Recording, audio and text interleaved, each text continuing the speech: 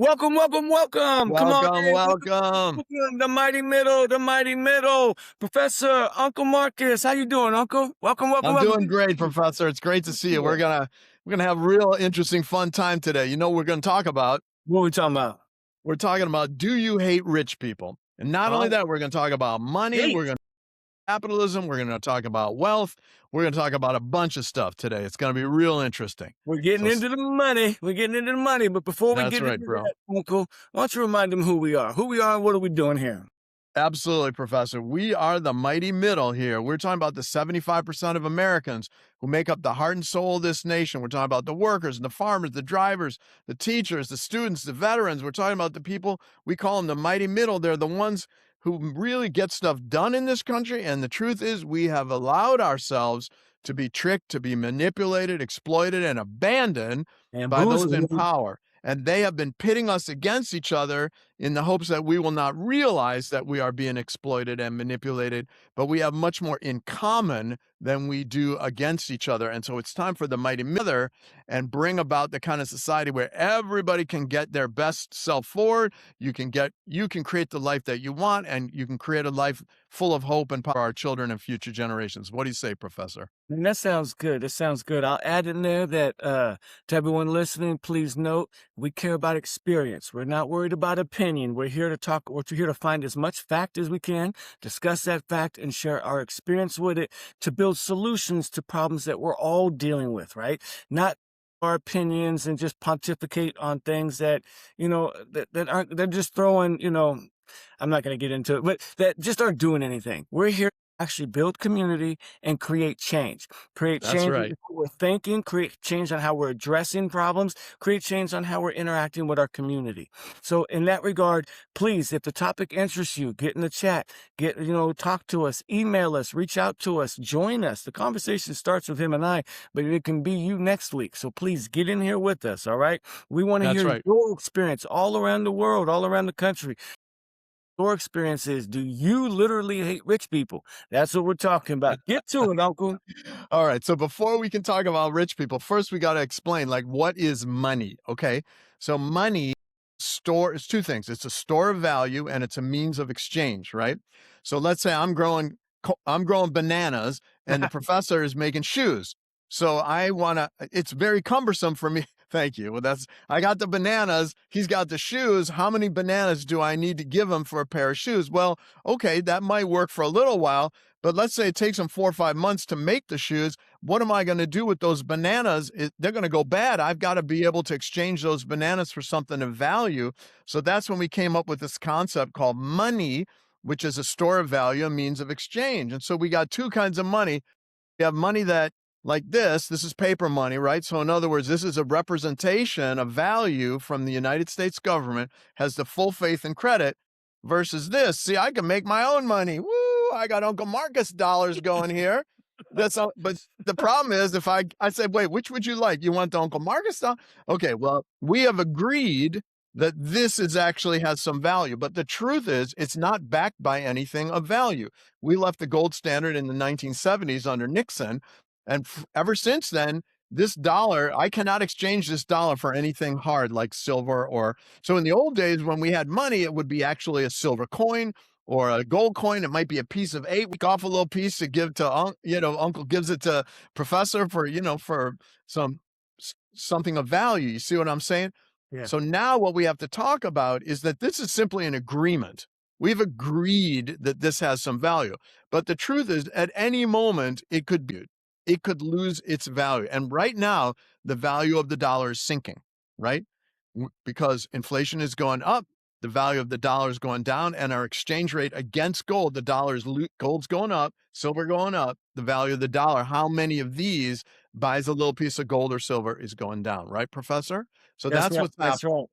You make me think, I know you're going to get into the facts and we're going to talk more, but you made me think about how we all are working in this system of belief, right? Like when you get on the highway and you're driving, the steering wheel, just the steering wheel, that much is all I'm hoping the next person doesn't do to hit my car.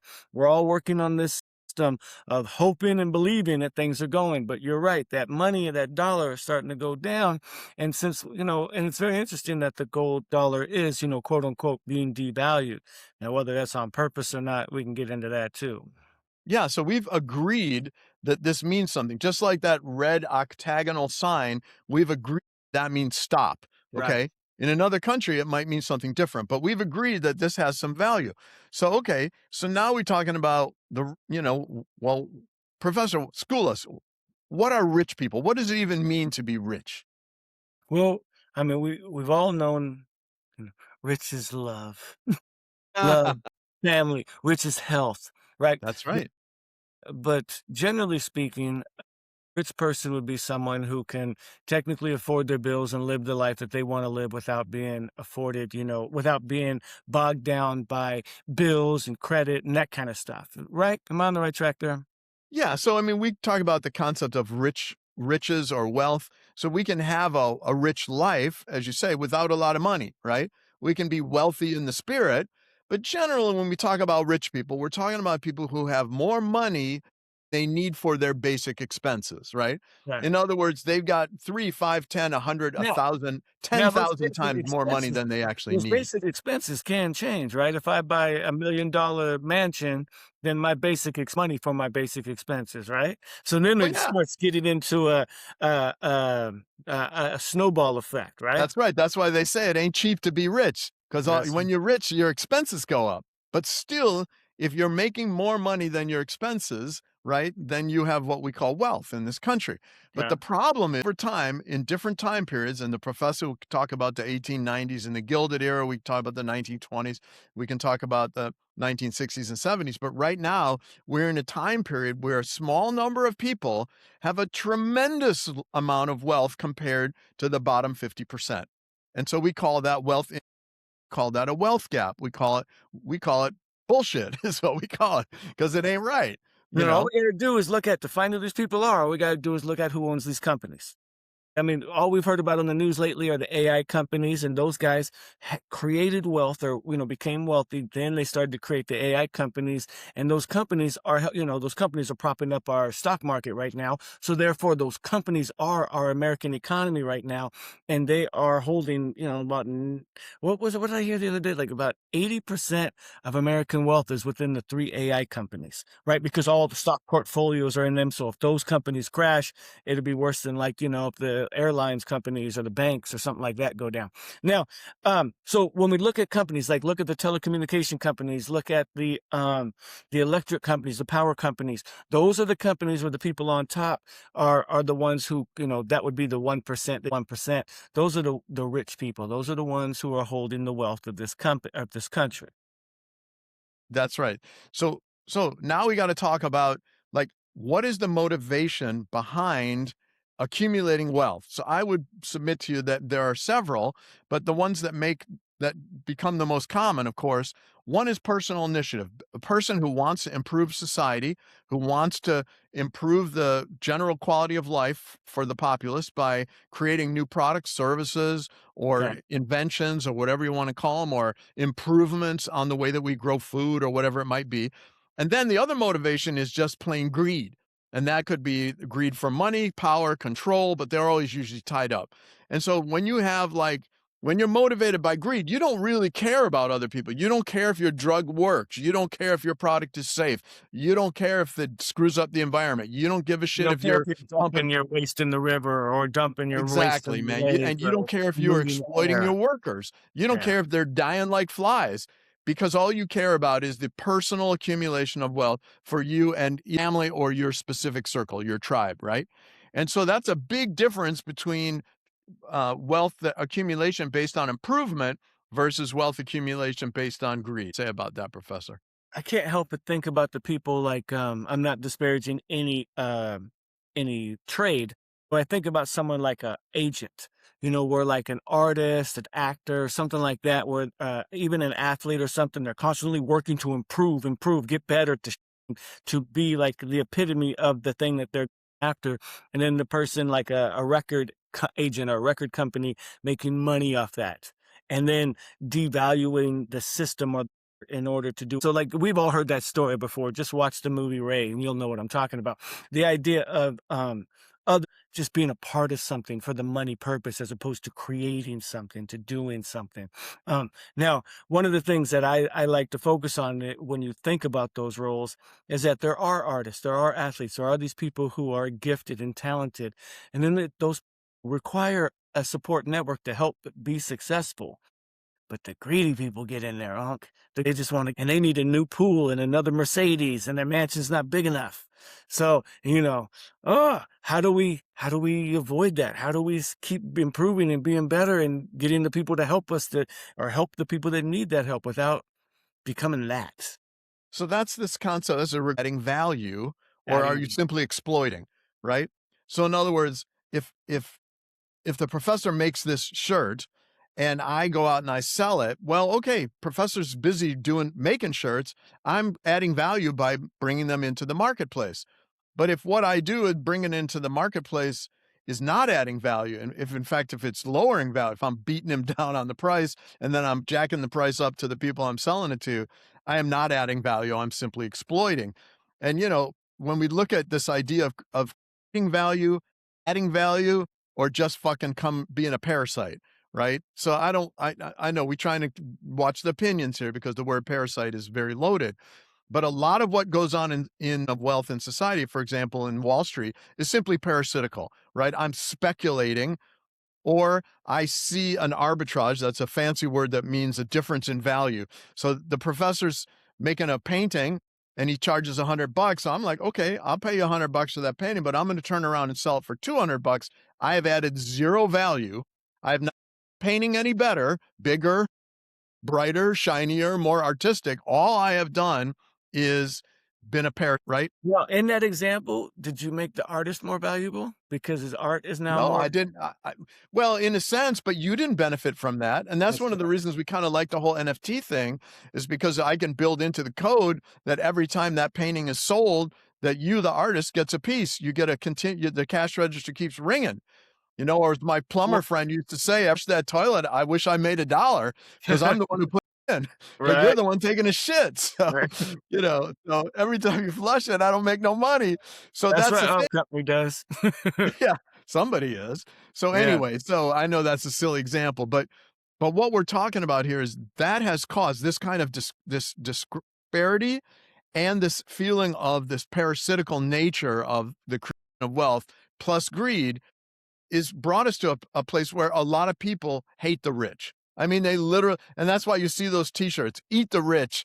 Except my friend and I were talking about. I was like, "You don't want to. You seen some rich people? They're fatty, man. You don't want to eat that. Otherwise, they're like the new rich are super skinny because they're all tech bros, and there's like, you Weird, don't want right? to eat His that. brain flows all jacked up and Yeah, you don't want to eat that." So then it's my like, friend says, "Okay, if you're not going to eat the rich, can we beat them?" And I'm yeah, like, "Dude, we're against violence. The professor yeah. and I, we believe in positive change. We believe that we can make systemic change, but we don't need to do it violently." And Just so gotta I beware say, of the no, chessboard. We gotta beware of the yeah, chessboard. We're playing we got chess, to not. unseat the rich. We have to Yeah. unseat the rich from their positions of power and control. And it's okay to have initiative. It's okay to have value. In fact, it's great. We like that. We want people to be able to express their creativity, to create things that improve society for everybody. But what we don't want is more greed and avarice, which leads to corruption, which leads to bad government, which leads to things falling apart, which sounds a little bit familiar today. I don't know. Yeah, it sounds familiar. When I look at the certain things are happening, it's all been done by the rich people and greed. And yet, because we've been taught, I don't know, in America through the 70s and 80s and those kind of eras, the idea you're winning if you're rich. You're winning if you're controlling things. That it's not good to be the worker bee. It's great to be the CEO, right? And that's not always the case, right? Like what Ben Franklin say, like, a rich man is someone who knows how to live within their means and can make a dollar work. That sort of the idea of like you can live rich without being and That's right. and yet when you look, if we stick with the notion of winning is being the CEO and controlling everything. Wow, man, like, when you look at how these AI company, CEOs are working, or some of these other CEOs where you get in and they take over certain markets to affect other markets and then take those over too. Like, it's not, if I get the right people in place to vote for war and I own the bomb company and I own the plane company that delivers the bomb, I'm winning on all levels. Like I always used to say, man, during 9/11 era, man, if I was on George Bush's team, I'd be winning. You know what I mean? But like, because they Yeah, were all they're winning winning. and we're dying. That's why Yeah, I think it's yeah. so important that what you say, there's a difference between wealth and fortune. Okay. So you can have money, you can have more money than you need, but you can be miserably unhappy. And I have worked with a number of very wealthy people. Some of them are really nice. Don't get me wrong. There are some good people who have made money. Most of the time, they are contributing back to society. They're trying to participate, even though, they may have arrogance, they may have some greed and ego and everything. But what we're really talking about here is the difference between wealth and fortune. And what the professor is saying is that creating fortune can create a really rich life. In other words, you can have a rich life without having a ton of money. You just have to be able to take care of your needs. And that's where we get an issue in this country is that we got so many people who have so much money, but we got a lot of people who don't have enough money to make ends meet. And they end up in crazy debt, or they get in these payday loans, or they get Oh sucked my into some. gosh, don't even get me started on the payday loans and how that Man, taps we're into going to have a separate conversation when you about that drive because through the that's poor neighborhood. you want to talk about parasites. That's the definition of parasite. That's usury, and that is parasites. We got 25% on the credit cards plus the late fee, the overdraft fee. We got in the neighborhood, in the poor neighborhoods, they make sure, you drive through certain neighborhoods like where Bezos lives in Kirkland, Washington. Well, he just moved out of there, where Bill Gates lives, but he just moved out of there too. I wonder what's going on, whether I'm moving out of there. But like Kirkland, Washington, there's no payday loan, there's no pawn shop, and there's no liquor store. You go, a poor neighborhood anywhere in this country, you're going to find all three of those things in mass, That's right, so and you won't find a good grocery store, you won't find a good 24-hour pharmacy, you won't find a good hospital.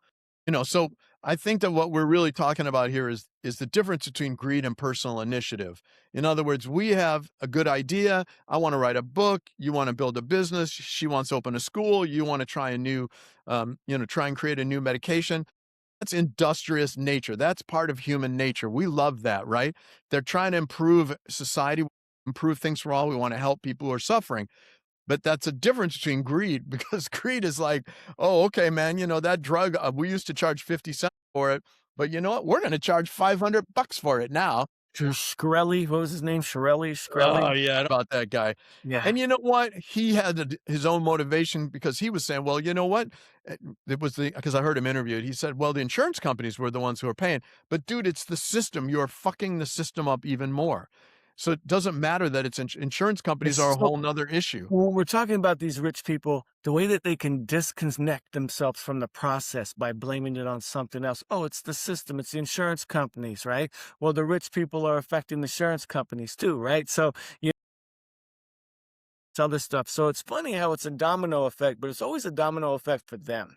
Yeah, and by the way, every time somebody who's really wealthy who's goes to jail, that it's never their fault, you Right? know? Oh, never, It's never. always somebody else's fault, And they're it's never in never. jail but very long. but The hey, only person I will say the only person that's in jail that's still be in jail, and I'm very curious to see how this plays out down is the girl who invented the blood box, the lady who invented the blood box.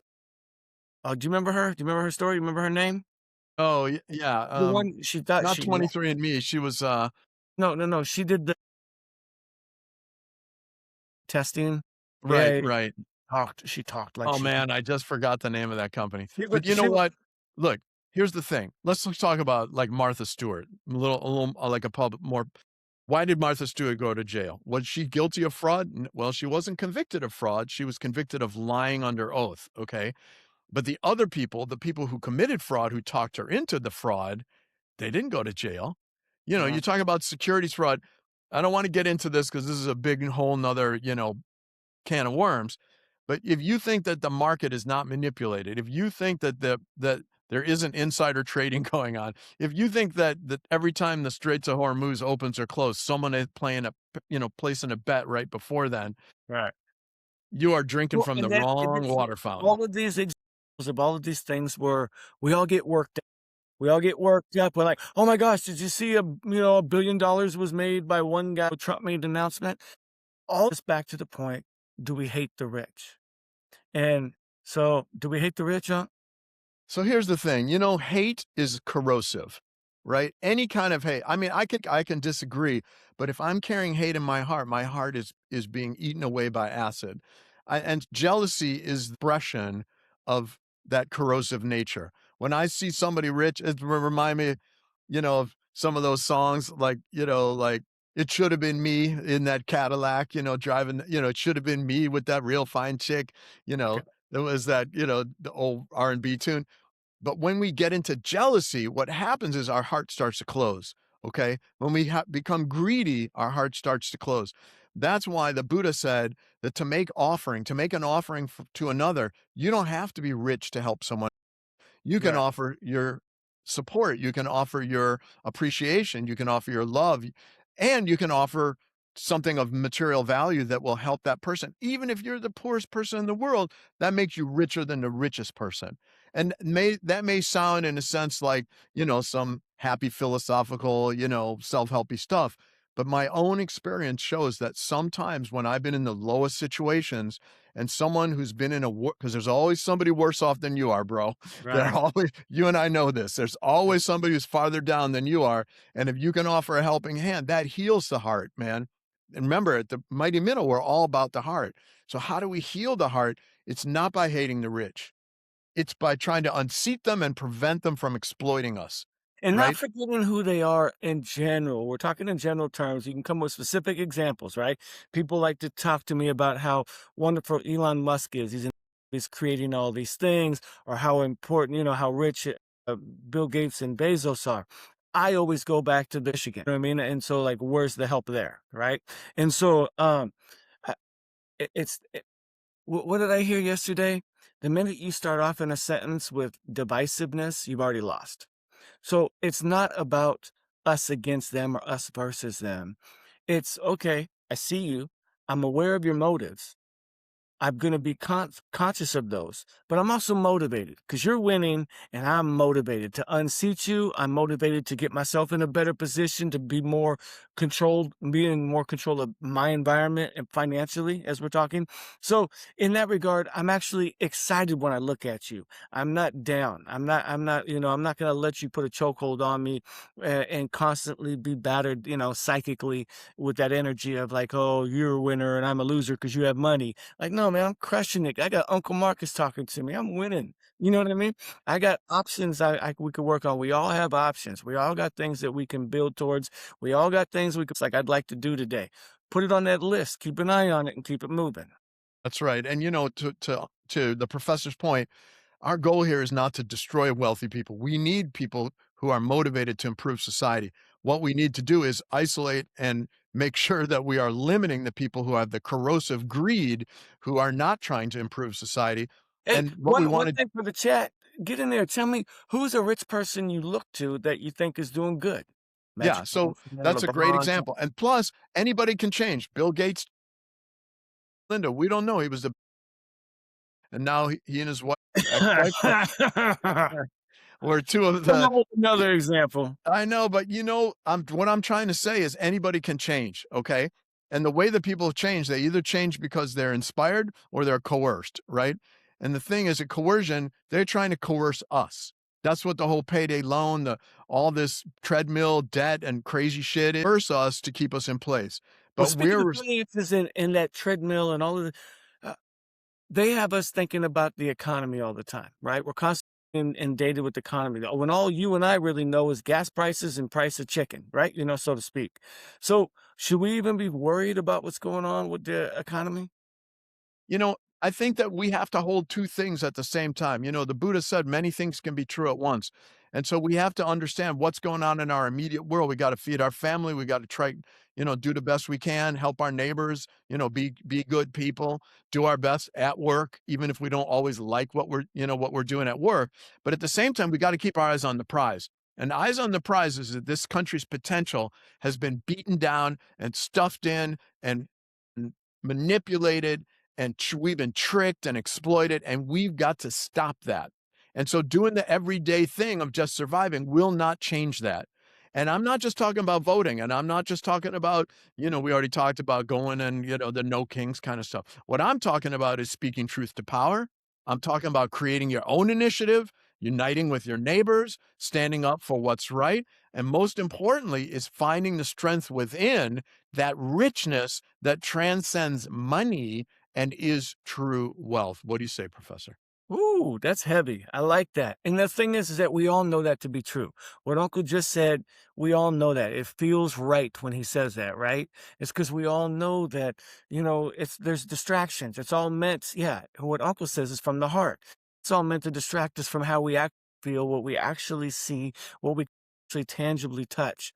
And so by staying working together as a cohesive unit, what did it say? And one in Men, mind in body, yeah, so in that regard, that's how we're that's looking at many in body, one in mind. Yeah, that's many the in body, Buddhist one in concept. mind, thank you. Yeah, That's right. many in body, one in mind, and that just all means like one shared goal. Many of us all have the same idea, and that's kinda the idea, like, the idea is that, like, okay, the rich are kinda playing games, and they're affecting our lives on one way or another, whether it's a minuscule level, a big level, but don't get caught up in it too much. Focus on what you can do to improve your situation, your neighbor's situation, and then watch that domino effect happen in a positive way in your life.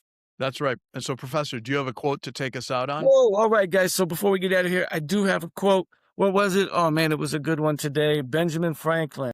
And what did he say? It's only when the rich are sick that they feel the impotence of wealth. Come on now, think about Ouch. that. Money can only do so much for you, right? That's why we started this conversation with wealthy in life, wealthy in family, wealthy in health, wealthy in community. That is wealth. I know you've heard it. It sounds cliche, but when you really sit back and Clardy said he told you he knows a bunch of really ugly rich people and ugly in spirit.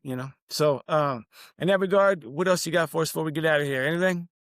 Yeah, I just want to, again, about this whole idea is that money brings options. Okay. Money, the main function of money is to expand our options. Okay. So if you have no money, you have limited options. If you got some money, you got some options. If you got a lot of money, you have a lot of options. How you use those and what you devote your time and money and energy to is a testament to the internal reality of your life and who you really are as a person, right? And so, I read this quote. I think it's Coco Chanel or somebody who said, there are people who have money and there are people who are rich. And then wasn't it Hemingway who said the rich are different than you and me? Yeah, they have more money. Well, that's not the point. The point is how you use what money, energy, and the time we have on the bro. I'm glad you That's said the that key. energy. Remember, money is energy. Fruit is energy.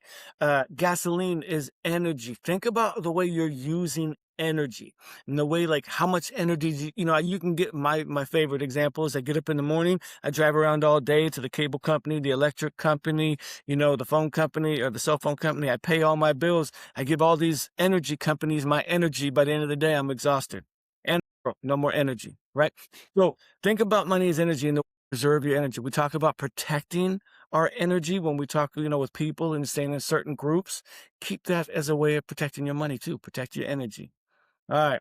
Ladies and gentlemen, have a good one. We're here if you need us. Reach out to us. Join us. Get in the chat. Talk to us. What do you think? Do you hate the rich people? Do you have a certain kind of vibe when it comes to rich people? What do you think about money? How do you use it? How do you use it to protect your energy? Share with us examples of what you're doing. What are your experiences with this type of topic and how are you approaching it? Okay. Let us That's right. know. We want to hear from you. This is the chatter that matters. So the professor and I are here to talk with you, to talk not at you, but with you, to have a Yeah. dialogue with you. We're building a community here. Please join us. We'll see you soon next time. All right. Aloha, everybody. All right. Peace out.